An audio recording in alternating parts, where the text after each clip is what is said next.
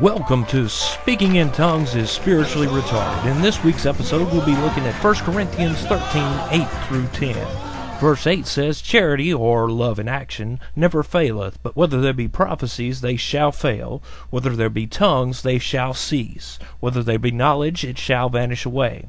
Verse number 9, which is somewhat parenthetical, says, For we know in part, and we prophesy in part. Now this explains what verse 8 meant when it spoke of knowledge vanishing away. It doesn't mean knowledge in general will be gone, but partial knowledge. Just as a child's knowledge of the world around him grows to the point of maturity, so God's revelation of himself would one day climax also. Or as Paul said in verse number 11, When I was a child, I spake as a child, I understood as a child, I thought as a child, but when I became a man, I put away childish things. The fact is, Paul was writing to a carnal church which was still playing with toys. Spiritually speaking, that is.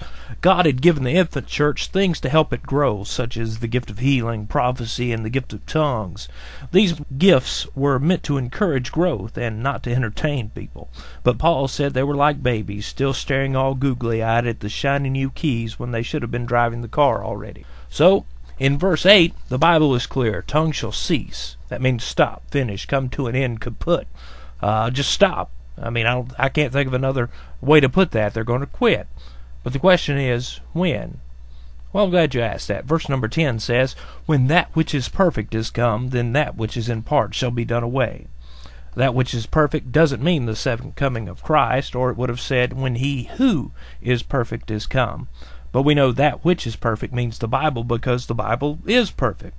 There has never been a time when it wasn't true, wasn't perfect, but it has been incomplete before. So let me say it again. The Bible has always been true, but there was a time when it wasn't quite complete. Now, so somewhere around the time John penned the last amen of the book of Revelation, tongues ceased. Let me read that verse again. When that which is perfect is come, talking about the Bible, then that which is in part shall be done away. So, ladies, stop praying for a new tongue. Your girlfriends at church are just faking it anyway. And if you're like most women I've met, you can't handle the one you've got, so the last thing you need is a new tongue.